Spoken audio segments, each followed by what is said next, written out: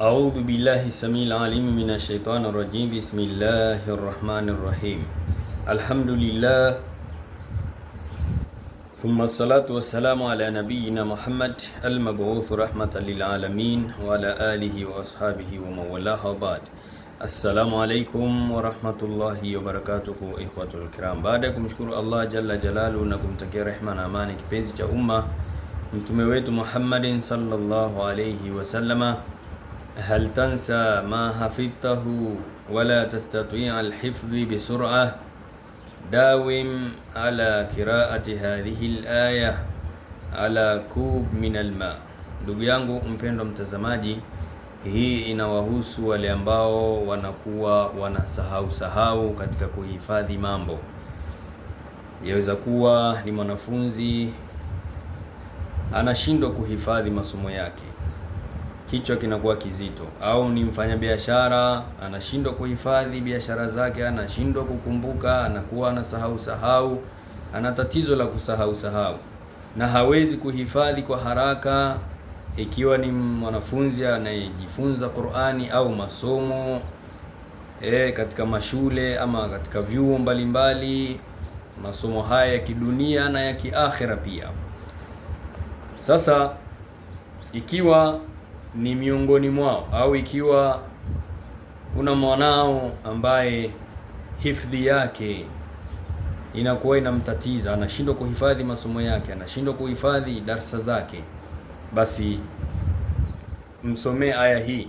Kama ni mtoto hawezi kusoma au kama anaweza kujisomea mwenyewe, utamuelekeza ajisomee mwenyewe, lakini kama ni wewe mwenyewe mtu mzima, dumu kuisoma aya hii kwenye maji, na hayo maji utakuwa unayanywa asubuhi na jioni, basi wallahi utakuwa na hifadhi kubwa sana. Allah subhanahu wa ta'ala atakujalia utakuwa na hifadhi kweli, utahifadhi mambo kweli, hautasahau tena kwa idhini ya Mwenyezi Mungu subhanahu wa ta'ala.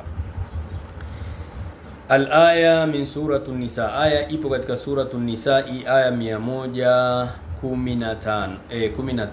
aya 113 suratun nisa inayosema baada a'udhu billahi minash shaitani rajim, wa 'allamaka ma lam takun ta'lam wa kana fadlullahi 'alayka 'azima.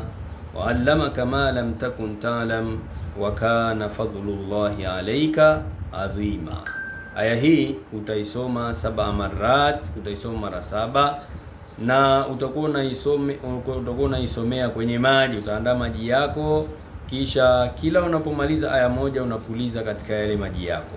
Utasoma aya hii mara 7 na maji haya utakuwa unayatumia kunywa asubuhi na jioni, biniyatu alhifdhi, kwa nia Allah subhanahu wa ta'ala kufanyia wepesi uweze kuwa na hifdhi nzuri, usiwe unasahau. Leo ndugu zangu, kuna watu ni mabingwa kusahau, yani anaweza akasahau hata kitu chake mwenyewe alichokiweka anaanza kukitafuta.